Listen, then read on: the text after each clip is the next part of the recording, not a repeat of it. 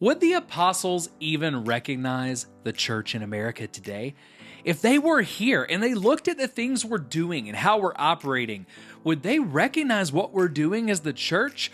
Or would they be pulling out their hair trying to figure it out? Maybe more importantly, how would they feel about Christians, our brothers and sisters that Jesus died for, who have been caught up in the rubble of church failures, of sin, of scandal, of moral failure all around? And maybe most importantly, what does Jesus think about the people that he loves who have been caught in this rubble? And in today's conversation on the Church Disrupted podcast, we have on one of our favorite guests, Natalie Runion, and we talk about her brand new book, The House That Jesus Built. And The House That Jesus Built is talking about how we can lead our churches back to the original blueprint, the original design of the church. Now, that doesn't mean we're saying, hey, in this podcast episode, we think every church should be a house church. That's not the point. But we are asking questions. Where have we gotten off? Where does the church need restoration to its original blueprint? Because guys, every time there's a moral failure, every time there is a church scandal, every time there's crime in the church, every time one of these big churches hemorrhages members or closes down because of these things, the reality is that in that rubble, in that wreckage, there are people who got caught in it. There are hundreds and thousands of people who are trying to put their faith back together after being buried in the wreckage of church sin and church scandal. And it's happening too often for us to ignore it. But the good news is we have a blueprint from Scripture of what the church looks like when it's at its best. And guys, I still believe this. The church at its best, the church as Jesus created it, there's nothing better on this planet. We are all better. The world is better when the church is operating in the right way. But when the church is operating in the wrong way, there's few things that can cause as much damage as it does. So join us for today's conversation where Natalie and we talk about how we can return to that blueprint of the house that Jesus built.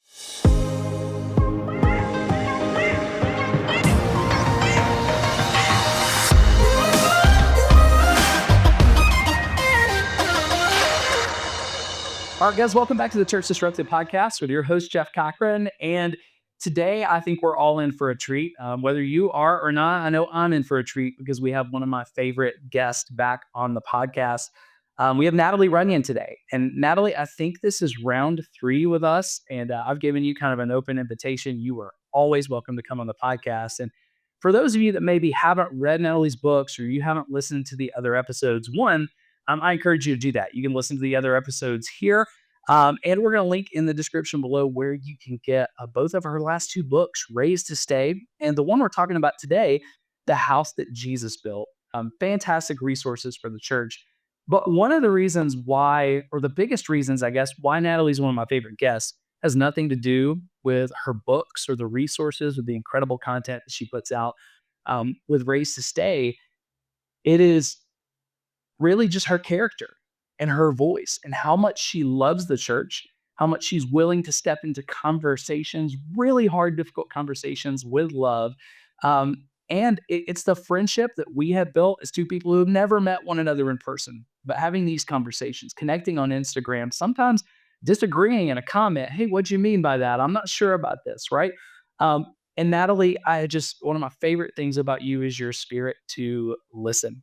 And when we have conversations like this, we don't always agree on everything, but that doesn't turn into disagreement. What starts out with I haven't thought about it that way, usually turns into us coming closer together on the thing that maybe on the surface we would have disagreed on. So I appreciate you. And I really do believe, again, if you haven't got this last book, and mine has stuff sticking out of it, notes everywhere. If you haven't gotten The House That Jesus Built, I'm telling you, you need to get it. And I don't use words like this much. Those of you that listen a lot, you know this. I don't use a lot of heavily spiritual language because I've seen it be abused by pastors for so long. I've been in those environments. But this is, I believe, a truly prophetic voice and a truly prophetic book for the church. So if you haven't grabbed The House That Jesus Built, please grab it when you're able. And I think it's going to bless you. But Natalie, welcome back to the podcast today. Oh, it's so good to be back with you, Jeff. I agree. Like, I feel like we could do 100 of these a year and we would still have stuff to talk about. And so thank you for trusting me with this space. Yeah, always. All right. So what I'm going to do, and I told you this before we got started, I've got enough stuff just from your book that we could talk the entire podcast, and we could do this for multiple times just from the book. So what I want to do is I've just got the book right here. When you see me looking down, I'm just trying to open the book without hitting my microphone, and I just want to talk about some of the things that are in here that I think are so prophetic for the church, and a lot of the things that really align and overlap with the work God's calling SAI and Church Disrupted to in this season, because I think the things that you've written and the things that we're doing in this season are all a call and a resource to individual believers in the body of Christ. Because I don't think reformation is going to come from content. I don't think reformation is going to come from us speaking or us challenging. I think it's going to come when every day ordinary believers say, we're going to start having these conversations in our churches, in our communities. And I think that's when true reformation happens. So, our job is really, I think, more than anything, it's just to equip believers from a different side. That's the role of the ministry, is to equip believers. So, if churches aren't always doing it in some ways, God will always bring people from the outside. And I think that's a lot of where you and I are at this point. Um, and some of these may not even be in the right order. So when we're editing, we may, move some of these things to make it flow a little better. But let's just start with kind of right off the bat, pretty early on, page 29 in the House of Jesus Built. You said, "We as God's church are guilty of building on shifting sand. We built for numbers, buildings, fame, position, and it's cost us precious lives who have yet to set foot back in a sanctuary."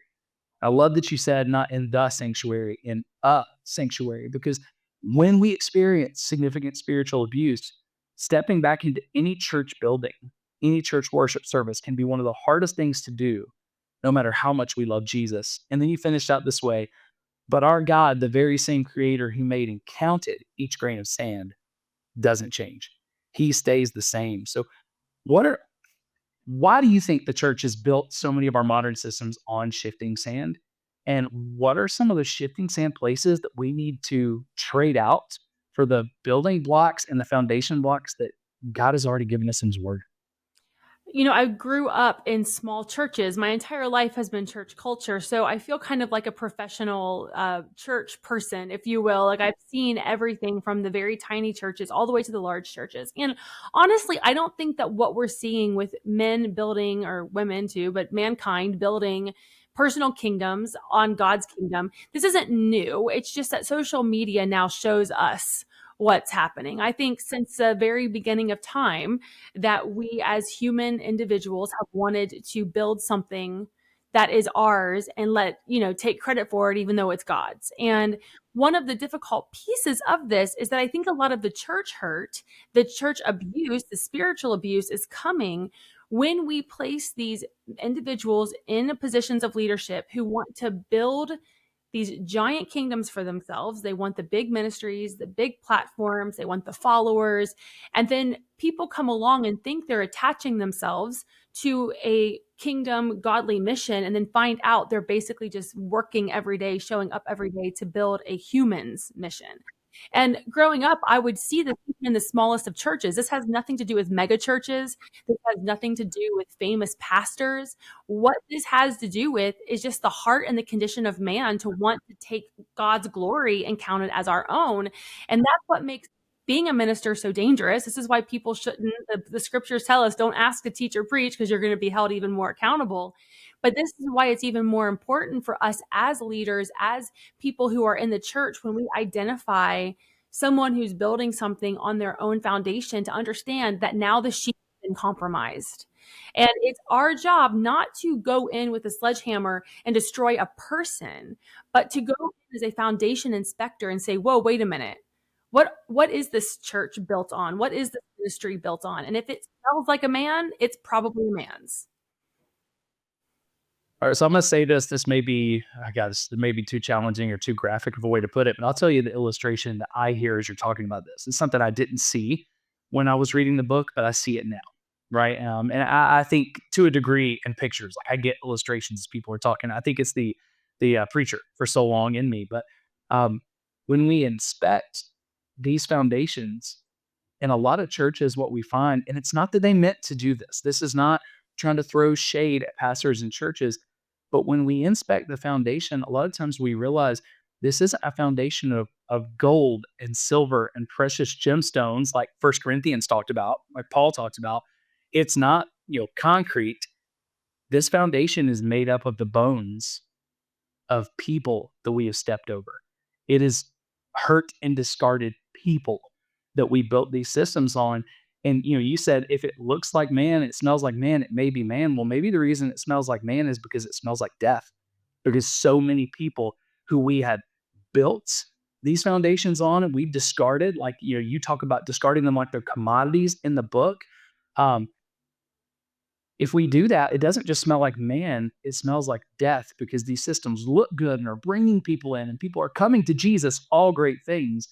But if they're coming to Jesus on the back of hurt and broken people who can't step into the church anymore, who can't step into the church without trauma, then we're doing something wrong. Something's missing. Absolutely. And I literally just posted this morning on my Instagram. I quoted Luke 11:43 through 44. And Luke 11:44 says, "Woe to you." He's speaking to the Pharisees. Jesus is speaking to the Pharisees. And he says, "Because you are like unmarked graves, which people walk over without knowing it." And if you think about that imagery that you just shared, it's like people are walking into our churches and without even knowing it, they're stepping on unmarked graves of man-made, man-made foundations that are made out of the bones. And so I feel like for a lot of us, this isn't about all churches are bad, all leaders are bad, but it's wisdom and discernment to know when I'm in a church, I have a responsibility to not necessarily go in with a critical spirit, but with this fruit inspecting, type of responsibility to really begin to inspect the foundation of where's the fruit. Well, so right after this, and I don't know when this one will air. I know yours is going to air before, but right after this, I'm actually interviewing a New Testament scholar, and we're talking about the differences from the early church, what we know from the Bible and first century history, to everything else. And it's not saying that the things we do that look different from the early church, Natalie, not saying they're bad, because a lot of them aren't bad. It's not saying they're sinful, but we've got to know, why did we choose those things if they weren't laid out in the blueprint? And um, why did we let go of some of the things that were in the blueprint? Like, it's very important, I think, for Christians to know, why do we do the things we do? And often when pastors and Christians get the maddest at me on social media, I find it's because they actually don't know why we do the things we do. They don't know how to trace it back into history. So when I push against something, they think, well, no, the Bible is all over that. The Bible says this, this, this, and this. And then very quickly, not trying to be mean, but very quickly, it's, well, none of those are in the context that you're trying to use them. None of those meant that. And I'll give an example. It's even the way that we talk about pastors and we talk about leaders in the church. Pastors mentioned one time in all of Scripture. It's the word poimen. It's mentioned one time. It's translated as a shepherd. It's mentioned a lot more times, but it's always as a shepherd, not as a pastor. One time in Ephesians 4:11, it's mentioned as a pastor. Yet we built these ideas, especially since the Protestant Reformation, that everything needs to fall on this preacher, this pastor. They're a leader, they're a prophet, they're an apostle. That we put all of the fivefold ministry on them, and we've asked them to be elders and overseers. But when you look at the early church, even though there were elders and overseers, Natalie, they were over cities, right? There was no single leader of individual church gatherings because multiple people spoke, multiple people sang. If you were prophesying and I stood up to prophesy because I had a word off of that, Paul said you had to sit down. If I was prophesying and you had a word, I had to sit down. Having the mic first wasn't necessarily helpful, right? Um, Everybody had a role in this, which also means everybody had a role in accountability. Everybody had a role in, whoa, I don't think we should go this way. I don't think we should say it that way. Um, and it goes back to the priesthood of all believers. We believe in the priesthood of all believers, yet we don't live that out in a lot of churches because we've outsourced the priesthood of all believers to professional Christians. And it's not fair to those pastors because it puts a heavy burden on them they were never meant to carry. And honestly, I don't think any of us can carry what we're trying to put on a lot of these celebrity pastors. So some of them want it, and they built systems to get it. A lot of them never wanted it. It's just been thrust upon them. So again, I think we got to do a lot of work there. And you write about this in the book. You say, um, when leaders build for their own benefit, everyone who is hired and fired becomes a commodity. Our churches begin to operate as organizations and leaders as CEOs, and the target for success is constantly moving depending on who is holding the hammer. Suddenly, we're no longer hiring pastors and those called to shepherd God's people.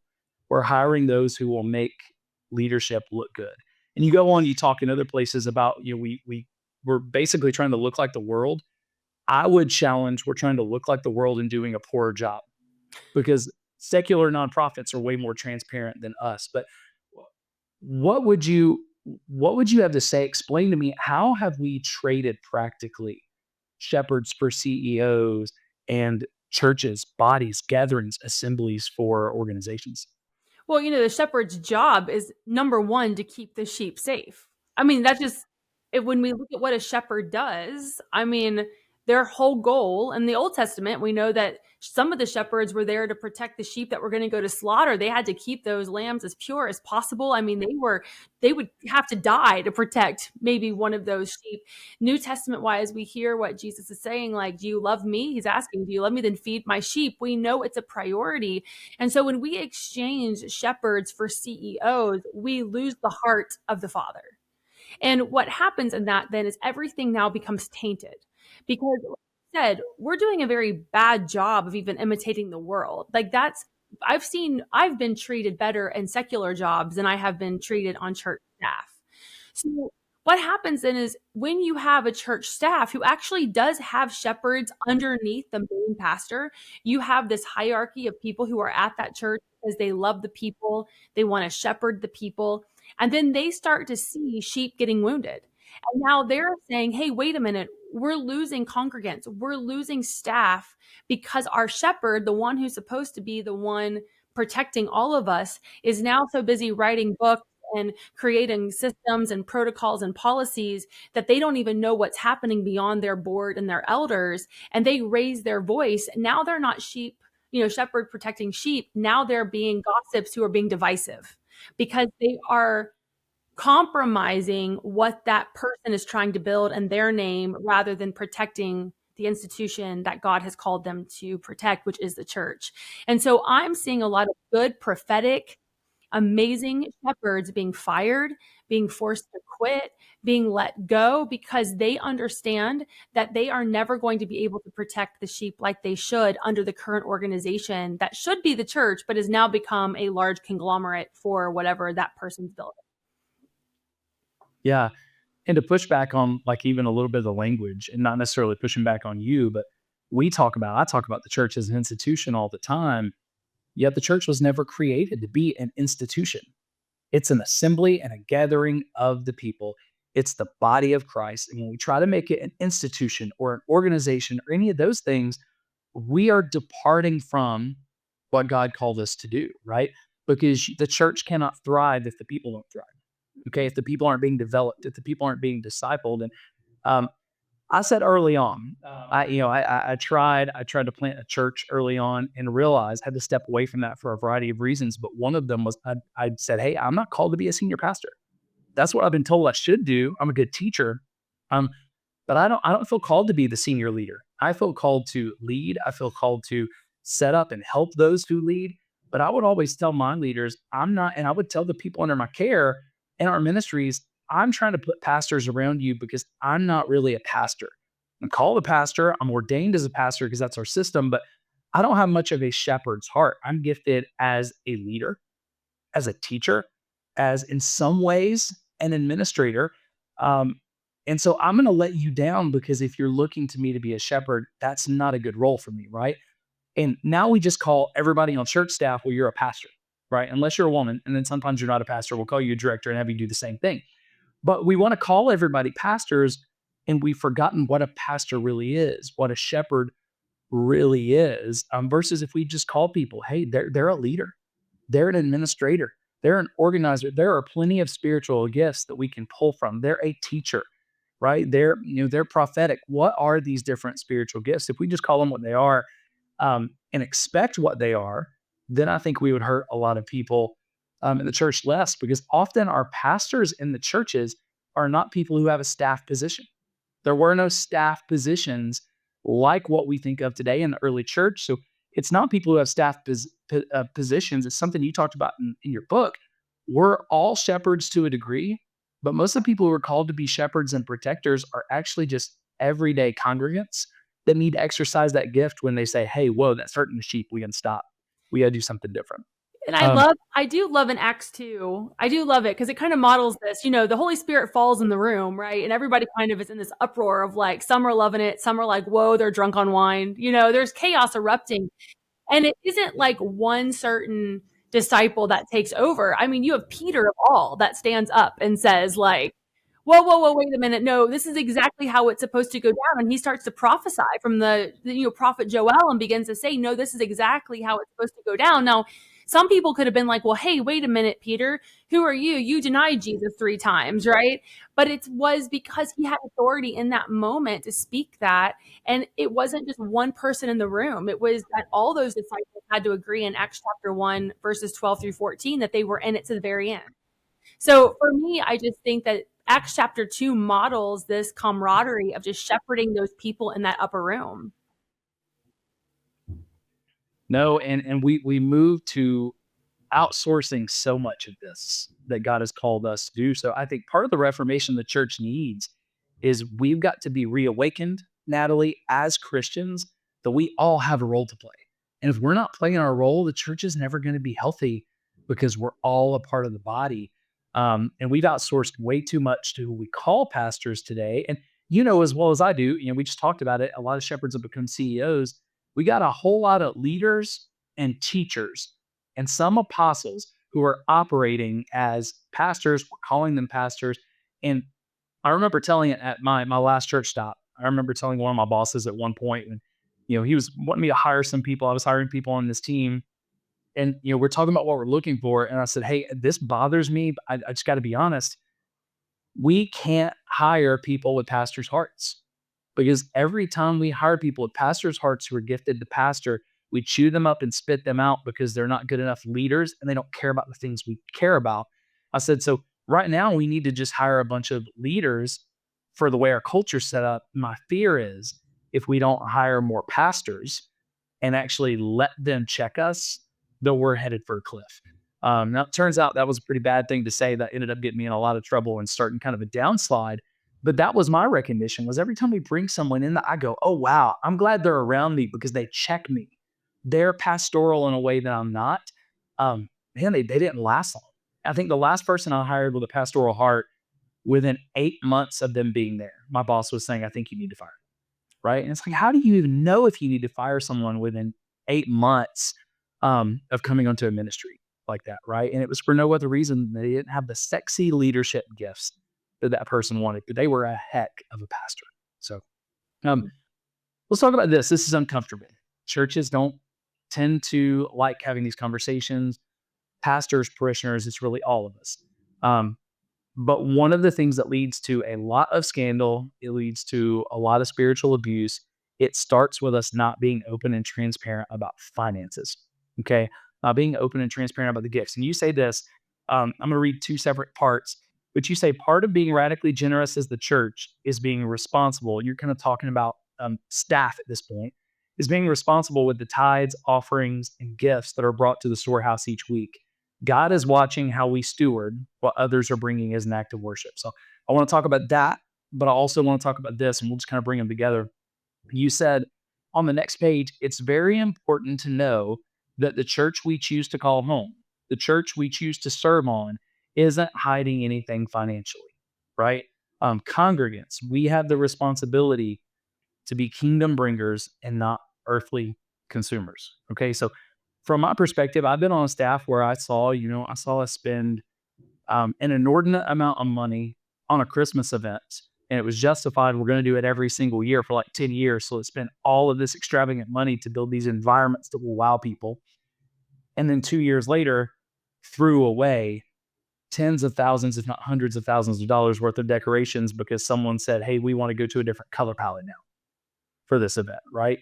And all I could think of was we're throwing people's tithe money in the dumpster, and they just don't know. My office right now is outfitted with bookshelves and stuff that the church just got rid of because they wanted more, right? And they were allowing staff to take stuff home because it was going to get thrown away otherwise. And I'm like, I don't want to throw away people's tithe money, so I'll at least put it to use, right? Um, how do we guard against as churches? Um, how do we guard against misusing tithe money?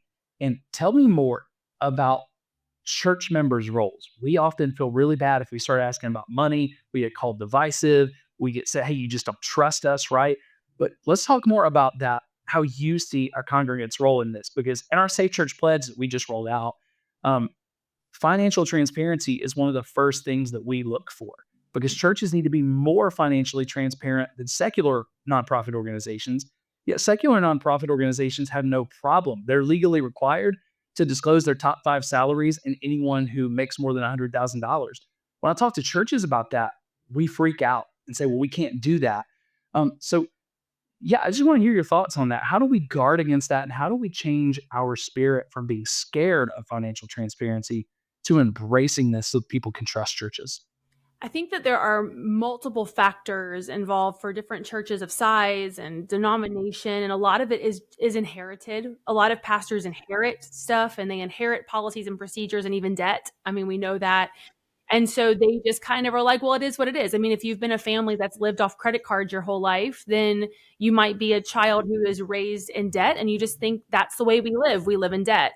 And so a lot of churches inherit bad financial practices and they just think it's the way it is. In a perfect world, every church would have an outside organization that is handling all of their finances that offers full transparency. Should a congregation ever call that organization and ask, how is my church doing? And then they'd be able to say, this percentage is going to salaries, this percentage is going to the city and outreach.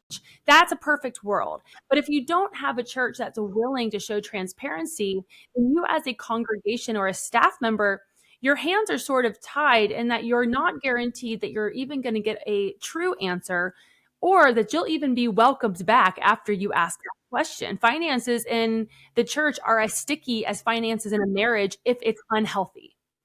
And so my first red flag is as a congregant, if I have a question about finances and I'm shut down, shut out, or shut off, then that's a red flag and enough of a red flag for me to actually not want to stay in that house. Because as somebody wrote in my emails, I write about this in the book, our main finance guy at our church would write at the bottom of all of his emails, you're spending people's worship. And that struck me every time I ordered pizza for my department, every time that I wanted to do a big staff gift. I thought, is this the best use of people's worship? And I'm like you, man, I took over women's ministry and I went down to our storage area and I threw away probably $8,000 worth of Hobby Lobby fake flowers. Was that the best use of people's worship? No. And I stripped it way back to using old tablecloths and some centerpieces that we had from the Christmas gathering every meeting because I couldn't stomach the fact that people were giving of their tithes and offering and I was spending it at Hobby Lobby. And then after that, we weren't donating it. You and I No. both experienced this. It's not that we were donating it to people and organizations that could use it because that took time. We just threw it away and no one knew that. That broke my heart. Mm-hmm. You think about the widow's mite. You think about the person that came and they were listening to this message about tithing and they brought like literally their last 10% or their last offering and we're using it to spend it on a staff Christmas party. Like that doesn't sit too well with me, though I know there are nuances and different buckets of finances that for me, I think, wow, that's the woman I'm thinking of. I'm thinking of that person. There were times where I was sitting at tables where people's tithe money was spent on people to have another drink. And some of those people who gave, if they knew that pastors were even drinking, they would have a problem with it, let alone on their dime, right? Now, not everything's, there's levels to this, but it's important that we are transparent. It's important that we know where these things come from. There's a couple of things that I want to talk about with that I think this opens up to. And feel free to disagree and push back if you think I'm wrong on this. We just did a research study that helped inform the Safe Church Pledge. And the research that we do, we're not looking at trying to get this academically published. We're looking to use similar methodology but it's applied research. It's so how can we come up with a tool like the Safe Church Pledge? So we looked at 100 churches, Natalie, 100 churches that have faced scandal. We identified what scandal looked like, public scandal, and we basically evaluated them on areas of accountability, transparency, and protective measures. Because those are the three main categories of the Safe Church Pledge. 16 practices in those areas. Let's be accountable, let's be transparent, and let's protect people. Okay. Um, One of the things we found, though, and I don't have this right in front of me, but in the research study, you can go and look it up. Um, there was a significant percentage of those churches that faced scandal, and a lot of them financial scandal, who were ECFA members, the Evangelical Council for Financial Accountability, right, which is supposed to be the gold standard for churches. And an even higher percentage, I don't know if this was in the research, but almost all of them had an audit. And a lot of them were by the same companies like Cape and Krause and places like that. But the audit showed very little. It was net assets. It was these things. It was a lot of pages, but it wasn't a very transparent budget. It was basically saying, hey, are they following the legal letter of the law? They're not, embezzling things. So that's one level of help. But you have these churches who say no, that the answer a lot of times when a parishioner asks, hey, can you give me some documentation? Do we have an annual report? What are we doing with our finances? They'll say, yes, we have an annual report. The congregation number goes to the annual report and it's stories and numbers about salvations, baptisms, events. It's not money. Okay. So then they say, well, can I get something a little bit more? Well, we have an audit done every year. So you can trust us. We're a member of the ECFA. So you can trust us. Look, we've got the seal. And a lot of those churches don't even share the audit. But if they share the audit, a person looks and says, that's still not really detailed. Well, if you go any farther than that, you're made to feel really bad generally about it, or you're told you need to just stop asking questions and you need to trust your leadership, right? But the issue is we can look statistically, we can look at the data and say there's a lot of financial scandals that happen in churches who had an audit. And what else did they do? They were a member of the ECFA. So what we're doing is not working, but we're using that to shut people down. So have you seen that? Does that feel in line with what you've seen? Or, do you see that differently than I do? Because that's something that's kind of burning my grits of saying, hey, we got to do more if what we're doing is not working.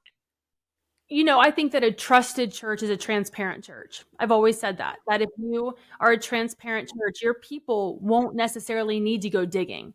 But what you're talking about is a smoke and mirror type of a safety net. If you think about being on a tight wire and they tell you, hey, you're walking this tightrope, but don't worry, there's a safety net underneath you. If you were to fall, it would catch you, except in this case, it's like a telegraph or whatever. It's like a whatever those things are. It's like just it looks like a net, but it wouldn't catch you if you went through it. And so when we say, well, we've got this gold standard, we go through an audit, that's almost like a like, don't worry, just trust us, we're doing this. And it's like, no, I want to see somebody fall into the net before I get out on this thing to make sure that there's really a net there. And so I do think we can hide behind all of the things, all the standards, and still have a problem with our finances if we are that protective, if we are that scared for people to ask questions. Again, all I'm saying is that if it's that big of a conflict for your church to have people asking questions, that makes me unsettled. I don't like just falling back on. It's like getting married to somebody and saying, "Are you having an affair?" No, I have a marriage license. See? Like I've got this marriage license. See, I'm not having an affair. Well, the marriage license means nothing if you're having an affair. So I mean, for me, it can just be a bunch of like checking the boxes, but yet still there can be a problem. Yeah.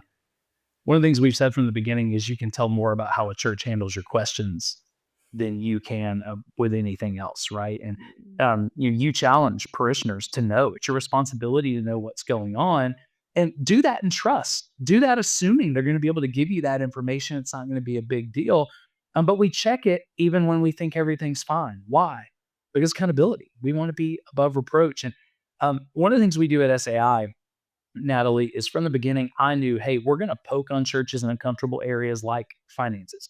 We do it a lot. Okay. So if we're going to do that, we've got to set the example. So one of our greatest values that we start with is we want to set the example. Doesn't mean we're going to be perfect, but we want to set the example and things we want to see. So we publish, and sometimes we're, 30, 45 days late on this, but we publish regular updates monthly about how our spending is went.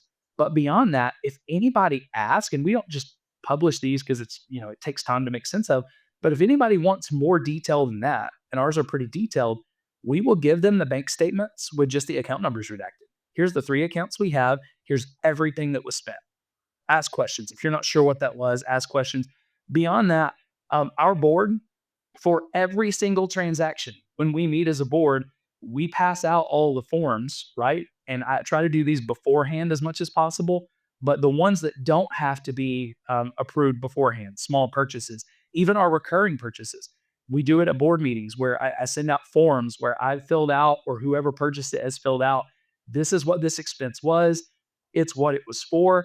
They fill out those forms. And even though they don't require approval, there's a feedback section where it says, should purchases like this continue to be made? Do you have any concerns? And they literally give that back to us. So if a person wants that, we can give that to them and say, hey, here's the reasoning behind every purchase. And here's where we got feedback. There's a couple of things I've done here and there. The board said, you know what? I probably wouldn't do that. I probably wouldn't do that again. It's not illegal. It's not bad, but we can be more above reproach than that. I would ask greater questions than that, right? There's other places where the board has said, hey, just spend the money. You're trying to save people's money so much that you're not actually being effective, right? So we want to set that example. But for churches, a lot of times the fear is, well, if people see what's going on, they might just use that to start a smear campaign or a divisive campaign. And my thought is always, I don't know about you, Natalie, I've never been scared to share my salary the entire time I was in ministry with people because it was never lavish. It was never extravagant. The most I ever made in ministry at a mega church was $55,000. That was it, including the housing allowance. So it just doesn't seem like we should be scared of those things coming back to us and more scared than secular organizations if we don't have anything to hide. And even if you've got people making more than 100,000, there's a lot of nonprofits who have 5, 6, 7, 8 people who are making more than 100,000. They disclose it, but it makes sense based on what they're doing. People still give, right? So I love what you said. A transparent church is a trusted church. A trusted church is a transparent church. Let's just put it out there. Can we talk about the widows, Mike, for just a minute? Yeah. I don't know this till a couple of years ago, so this is not like a big correction. I had a friend who I interviewed on the podcast who challenged me with it. But when you read the widow's mite in context, and we struggle so much in Western Christianity, we read everything with the headings that Bible translators have put in there, forgetting that headings and verses and chapters were not in the Bible. That is a very recent invention, and it's very helpful. But if you read the widow's mite and you read that chapter in context, do you remember what Jesus was doing before he actually pointed out the widow and what she was doing? Mm-mm. He was rebuking. Multiple headings rebuking the Pharisees. And one of the things he said right before that, in the paragraph before, if I'm not mistaken, he said, woe to you, scribes and Pharisees, because you devour widows and their houses. And as Jesus was wont to do, think about how he taught in parables. It was always, I'm teaching something, and then, oh, look, it's right here. Or, oh, look, you see that field of wheat? Well, now let's tell a parable about wheat. He is doing this woe to you. He says, woe to you, you devour widows in their houses, right? And then the same thing happens. Oh, look, there's a widow who is giving her temple offering. And she gave more than everybody who was here because she gave 2 copper mites, and that's all she had to live on. And the guy who, his name is Ken Arrington, who challenged me with this, he said, Jeff, is it a good thing for us as religious leaders to watch a widow who has nothing to live on give everything they have, know they can't pay the bills, they may lose their house, simply out of faith? Or did James tell us that pure and faultless religion is to care for widows and orphans? Right? And it shocked me a little bit. But then he asked me, he said, Jesus often, when he said something he wanted us to do, he would say, blessed is this person, or go and do likewise. So he had me read it, and he said, and he didn't do this personally. He was doing this through a video, and then we had a conversation about it afterwards. He's explained it multiple times, but there's no go and do likewise. There's no blessed was this woman. We preach it that way. All it says is she gave more than everybody else. Doesn't say she should have given that. Doesn't say. So we teach this in churches. I've taught this. I'm guilty of you should be willing to give even when you don't have out of faith, and God will take care of you. Jesus never says that she was even taken care of. What happens right after that? You see Jesus storming out of the temple. The next picture, very little time has passed. Him and the disciples are storming down the stairs of the temple. And it's almost like this is spiritual speculation on my part, but contextually, it looks like the apostles are just trying to change the subject because no real time has passed. Hey, look at how beautiful the temple is today, right? And that's when Jesus says, yeah, we built this thing and it's all going to come crumbling down, right? When we read it in that context, my fear is that we're preaching this widow's mite story, trying to get people to give sacrificially and missing the point that Jesus was rebuking the Pharisees for devouring widows in their houses. And sometimes for the sake of building the ministry, we devour the people who are giving the gift and giving the worship. What do you think? I mean, it gives me chills because I was just at a conference where there was a widow, and she had been raising her 5 grandchildren all on her own. And the pastor, the one leading the conference, found out that this woman was there, that she had come all the way on her own dime. She had spent like her last ounce of change to even come to the conference.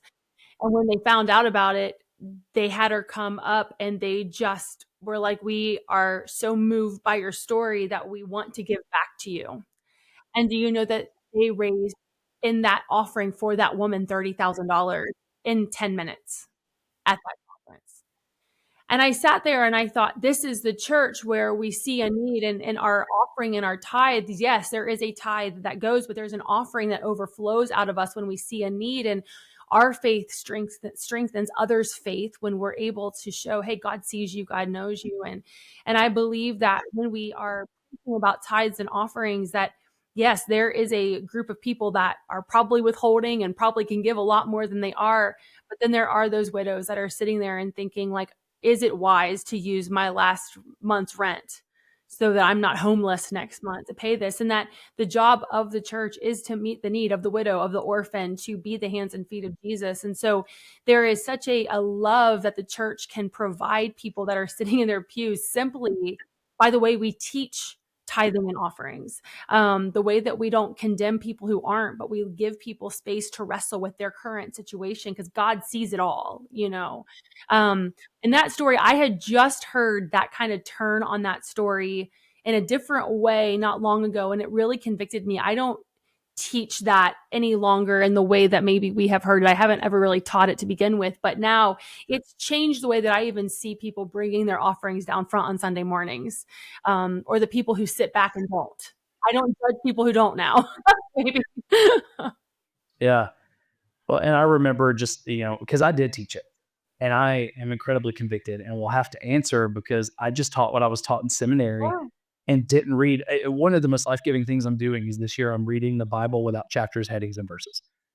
Just reading it in context and saying, Holy Spirit, please speak to me.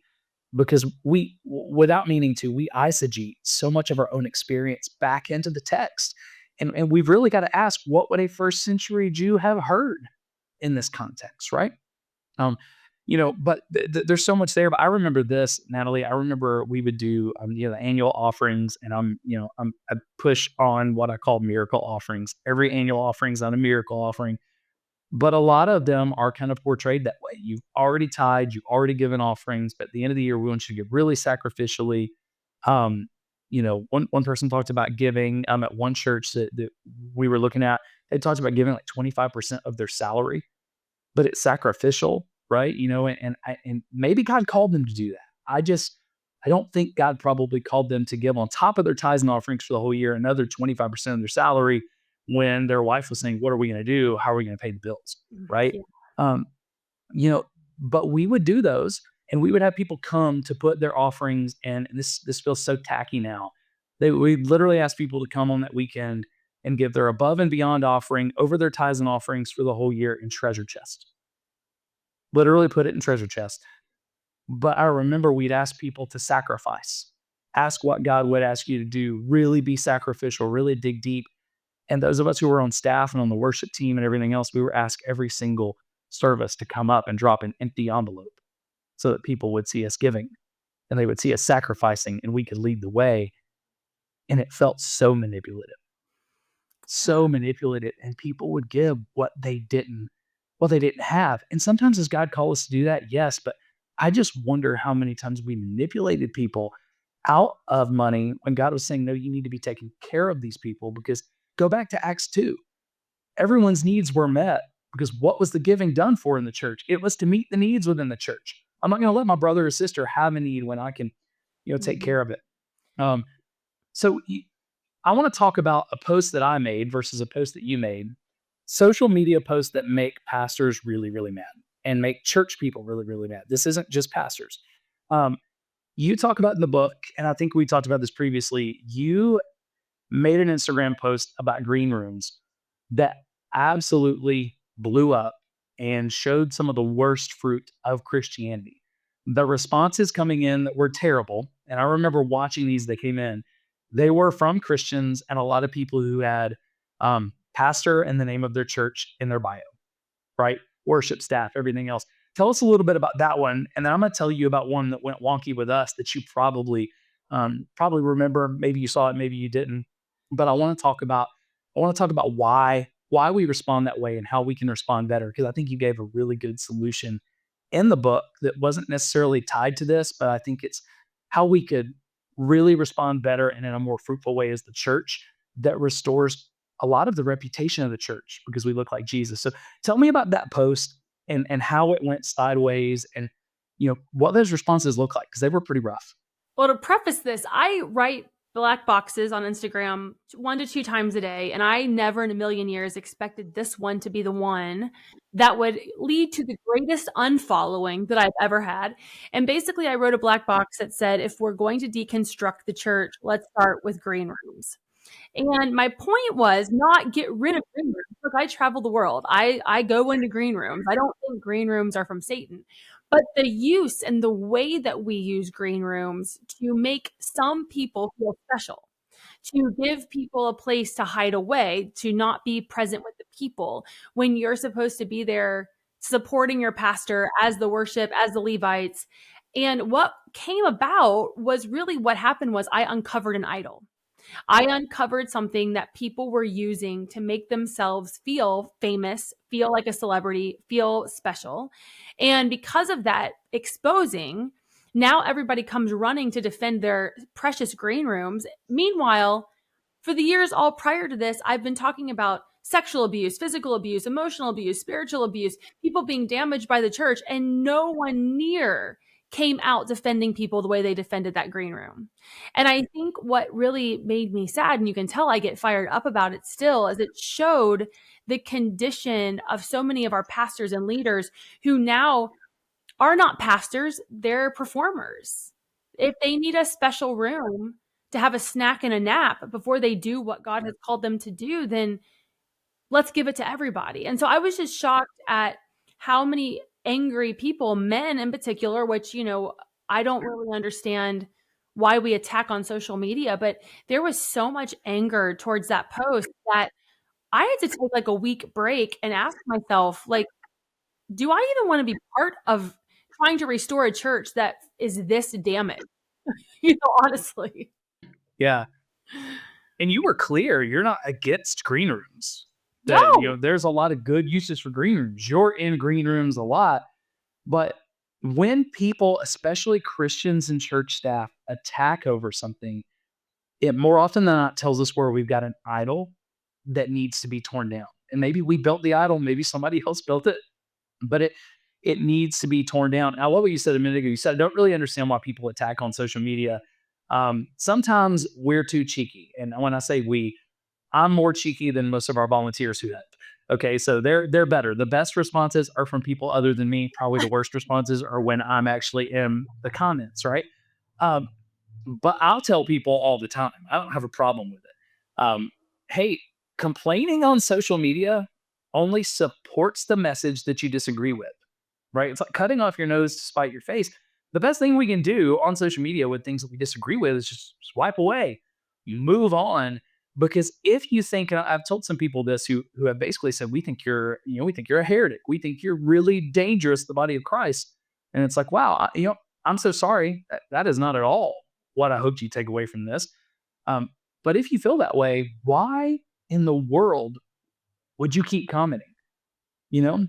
Because that actually just makes the message go farther. And wouldn't that make you complicit in the sin that you're accusing us of? So that's just kind of my suggestion, my advice of the day, free advice. You can take it if you want it. But the dumbest thing we can do as Christians is fight on social media. The best way that you can share your displeasure with a creator that you disagree with, swipe away. Don't look at their stuff. I can tell you, when Mark Driscoll comes up on my social media feed and all the social media platforms think I need to watch Mark Driscoll, and if I watch Mark Driscoll, man, I'm going to stay on the platform, right? I'm going to say mean things. So I'm just training it. Within 3 seconds of seeing Driscoll's face, I'm out.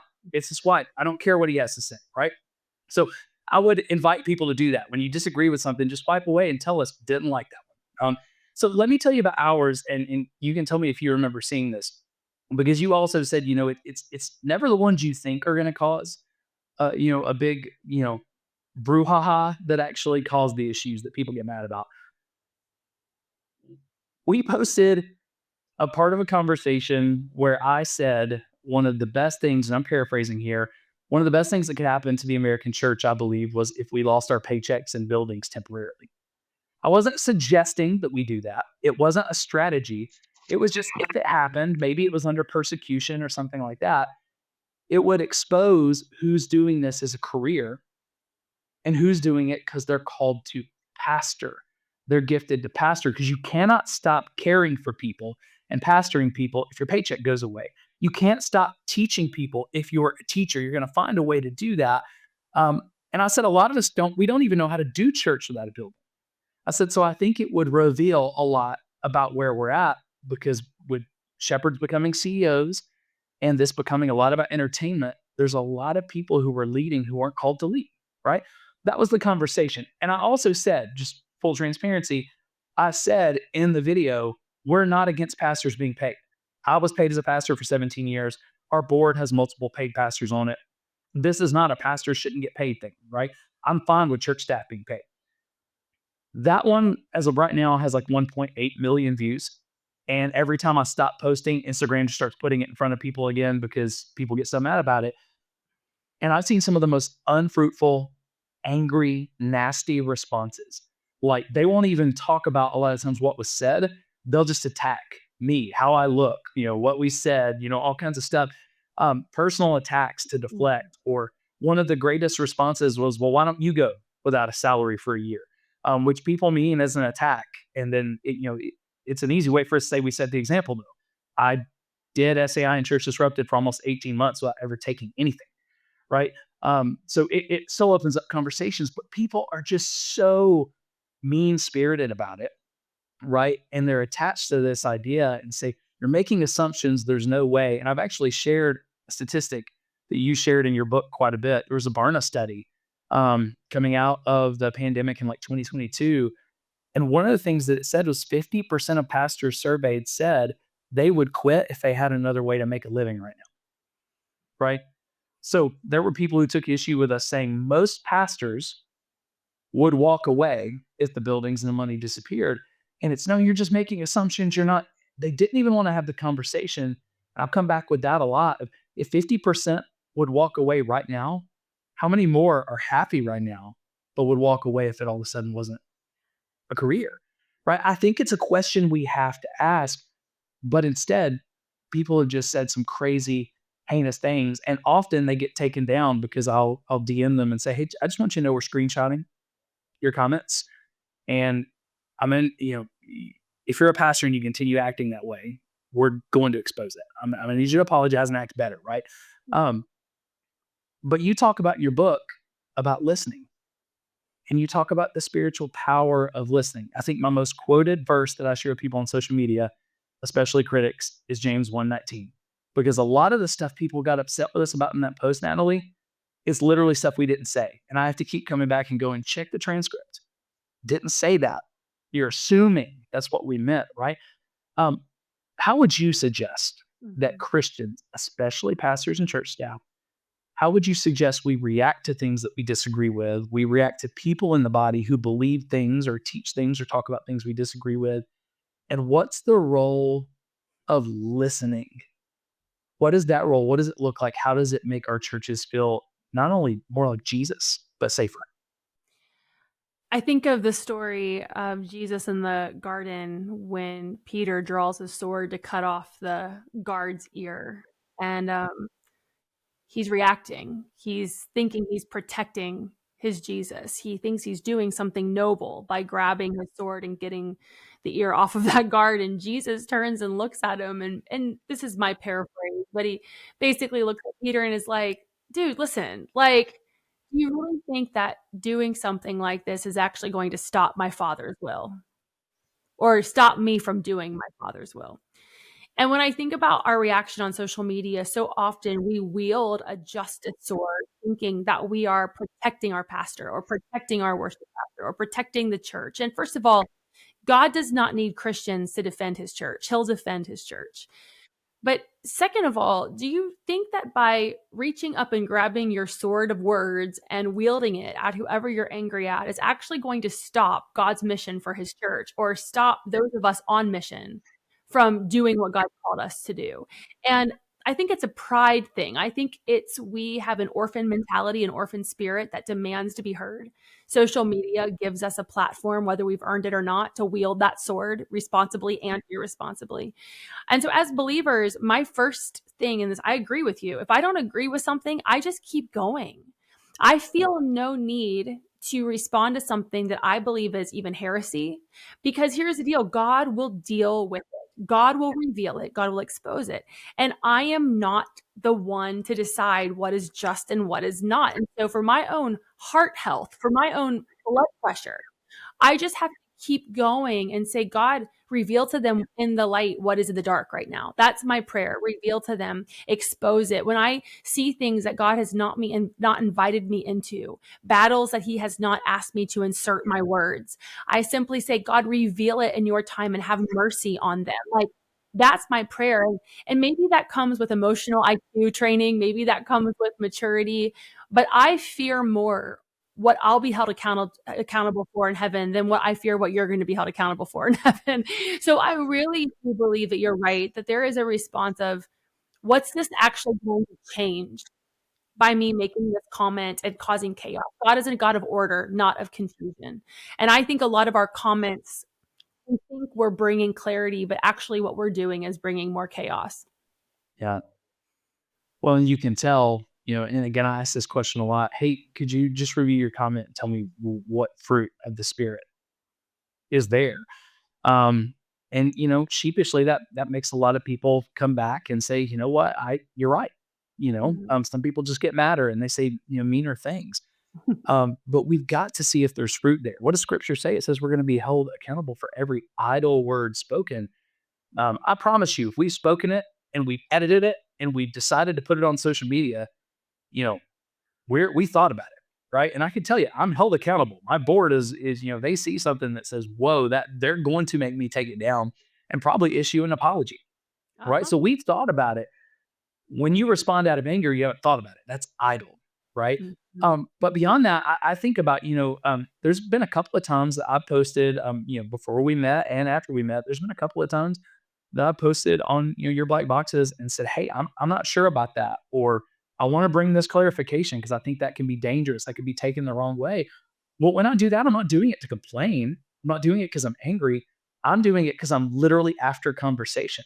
Because I think when people see our conversation, they're going to see all the sides of it and go, "Oh, so that's not what she meant. She's not trying to weaponize this." Because I know that people weaponize your black boxes. I've experienced that.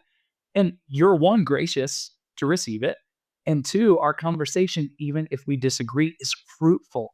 Mhm. It's peaceful, it's joyful, it's loving, it's kind, and it shows the fruit of the Spirit. So I think it's fine to, clap back, for lack of a better term, on social media to disagree, but it should always be done in fruit with a brother and sister in Christ Mhm. who God loves them as much as He loves you. So let's be really, really careful. Plus, we call a lot of things heresy when the definition of heresy, and you look throughout church history, Heresy was things like creedal issues.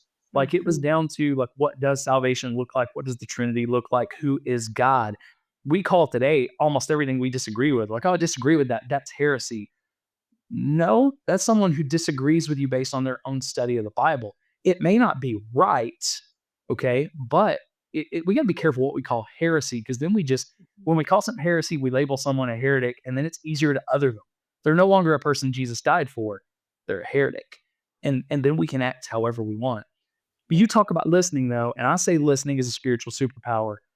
How can we use listening as a spiritual superpower that lets people see Jesus in these processes? Well, you say it's a superpower. I say that it's the greatest ministry that we have, and I think they're the same thing. I think it's listening is a beautiful ministry. And here's the difference between listening to listen and listening to be heard is that listening, it basically allows us to seek to understand, not seek to be understood. And when I'm listening to you talk, I'm not sitting here thinking of how I'm going to explain to you what I really meant and how I think that you should understand me and like me more. Now I'm listening to learn. I'm listening to be convicted. I'm listening to have maybe not my mind changed, but my heart softened. I'm asking the Holy Spirit, okay, in this conversation, Lord, how do you want to use this person to speak truth and life into me, even if it's not earned? Or how can I sit and learn how to have Christ-like empathy for someone who's going through something totally different than myself? And if you, a very generic example would be somebody telling you that their husband died and you saying, oh, yes, I lost my dog last week, right? We often try to find commonalities in conversation, trying to be understood or to make people know that we're on the same level as them, when in reality, what that person needs is just a heart of compassion, of sensitivity. So when somebody says, I've been hurt by the church, our first reaction shouldn't be to defend the church, but to look at the time and say, oh my goodness, this is a conversation that deserves coffee and a sit down. And I want to make sure I'm giving this person ample time to share their journey so that I can sit with them in the tension of the not yet. So for me, it's hard because I'm a communicator and I want to share all of the things God is teaching me. And it takes a true sacrifice of praise to sit at a coffee for an hour and not say a word. But that's how I know God's in it, is when he shuts my mouth so that somebody else can be ministered to by my silence.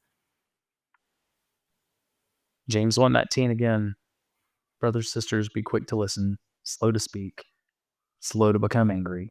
And I'm not just throwing shade at everybody else. I've been guilty of this at times, especially on social media as Christians, where everyone can see who said that and that they've got pastor in their bio. It is all too easy for us to be quick to become angry, right? Quick to judge and very slow to listen, and really do the opposite of that. So um, sometimes the best thing that we can do to show people Jesus is to listen. And I totally agree. With spiritual abuse cases, if churches would simply say, regardless of how we respond, regardless of whether we did an independent investigation or not, whether we have a leave policy or not, which are all things we teach with the Safe Church Pledge, decide in advance so that when something happens that no one wants to believe, you've already decided what's the best way to react to make sure that we protect people. But outside of all of those things, if we simply responded as empathetic witnesses to people who had been hurt or alleged abuse, there would be a lot less trauma and a lot less scandal. But it's often the poor ways we respond that makes everything actually grow and become bigger and become way more public and damaging than it even needs to be. And it's that second wound that causes more damage often than the first one. You talked about, and I don't remember where this is at. Again, I got too many markers to even find it right now, but I wanted to talk about it. You talked about oftentimes, whether it's staff, sometimes volunteers, leaving a church feels like finding yourself in divorce court with your family. All of a sudden you're sitting at a table and you're being asked to sign an NDA and a non-compete and to split assets. And this church family all of a sudden feels like something that you're told you're not a part of, and we're just trying to get rid of you. Talk about that. I know a lot of our community has experienced that. They know someone who's experienced that. Talk about that and what can we change in those situations? What can we do differently as churches so that even when a staff member is fired or removed, because those things have to happen, or a volunteer is removed, that we still feel like that is a church family who loves us because Jesus loves us? How can we react differently? Well, just for context, I've had hush money passed across tables to me. I've had things that people have wanted me to sign. I've sat in the tension of being like, but this isn't business to me. Like, this is a family. I don't want your money. I want to still be here and for it to be healthy and for it to be good. And I know a lot of people listening have been there where you've been forced out of a situation and it's become transactional when you've given your whole heart to being a pastor and being a good volunteer and a good leader, and now you're being ostracized like you did something wrong. And if you've ever been part of a divorce in a real family, there's always like the one rogue family member that will reach out to the one that's been outcast. Like, are you doing okay? Like, how are you doing? And I think in churches, we put our staff in that position when we lose a staff member and we make it weird. We are teaching our church culture to shun those who didn't play by our rules, who didn't do things the way that we do things. When in reality, when someone leaves our church, we should give them the biggest send off, the biggest party, the biggest thank you. And those people should always be able to be welcomed back into our house, even if they did act like a fool every now and then, even if it wasn't all rainbows and sunshine, that the door is always open for anyone who leaves our company, and that we leave them better than they found us, not the other way around. And I've watched way too many staff people, and this is on us, guys. We can stay too long and we can get bitter and we can misbehave, and we have to own our junk when we do that. But a lot of times it's that senior leadership that just gets tired of someone or gets tired of them asking questions or pushing. And rather than be the adult, the church staff has to become the adult, kind of like the kids in a divorce. The kids have to adult up to try to make up for what the adults aren't doing. And I see that happening in church staff where they're trying to love people out well, but senior leadership is like cutting them off at their knees, and people feel guilty. And that's not okay. That's not good leadership for upper leadership to make any of our staff feel guilty for staying in relationship with those who have left, for inviting them back in. We shouldn't be out behaving our senior staff is what I'm saying. The staff shouldn't be. And so I just would encourage those who are leaving, we try our best to leave the place better than we found it. We try our best to leave well. And let me be an example that you can go through some really hard things and still leave well, but it will take every ounce of the Holy Spirit. That doesn't mean that you can't be honoring and honest at the same time. You absolutely can be honoring and honest at the same time. And also to not grow weary that if it was a bad exit, there is another church family that will be warm and welcoming and redeem what the enemy tried to steal. But we as leaders, we can do better. We can do better at making sure that people know that they are loved, whether they're in our family, on staff, or not. Well, I love you say it a bunch of different ways in the book, but one of my favorite ways that you say it, and you've got this on your black boxes as well, but church staff are still sheep. They're still a part of the body. And if you commit to hire them or fire them, you still have to shepherd them. And I think just even in that conversation, I so agree that we need to behave better. But again, I think it comes back, Natalie, to we have to decide in advance because we got all these systems and all these leaders who are telling us this is the right way to respond. We have to decide in advance the way that we want to care for family because we're the family of God. We're part of the same body, whether we like it or not, whether we agree with each other or not. So, a couple of things we do with the Safe Church Pledge, we ask churches to make a public commitment. We will not use NDAs. We do have some ways they can use NDAs, but they're very limited and always to protect parishioners' information. Um, so we're trying to not be super hard and fast on that. If you got a question, let's talk about it. But they have to be very limited. They're never silencing anybody about anything, broad or bad that could happen. We ask them not to use non-competes because there is no competition in the body of Christ. We're not worried about somebody stealing your sheep. If they want to have a non-solicitation, there are, again, some ways that we can talk about that. But I just think the better way is not to have those documents, but we also have a whole practice that is about staff care. Decide in advance, churches don't generally pay unemployment insurance because they don't have to, but we also don't have proactive severance policies. So when someone loses their job in the church, they lose everything with no recompense unless they sign that NDA that they have to sign to get their severance. So we ask churches to not only say we're not going to use NDAs, but come up with, if you don't want to pay unemployment insurance, we totally get that. Come up with a standard policy. This is what severance looks like for us. These are the only times that we don't pay it. But for most people, this is what's going to happen. This is the severance you can expect. And if you can't still be on staff here, we still love you, care for you, and are going to make sure that your family is okay in the situation.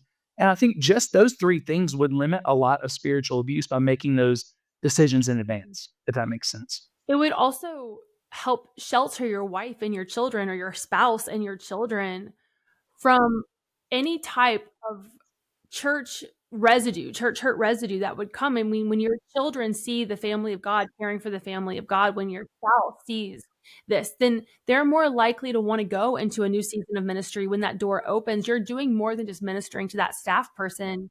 You're caring for their family and potentially saving someone from full deconstruction into walking away from the Lord. I mean, this is a lot of weight, but this is what we sign up for as shepherds. Yeah, for sure. Well, Natalie, this has been a fantastic conversation. I'd love to keep going, but I know our time is up. So before we leave, what is the best way that people in our audience who haven't connected with you?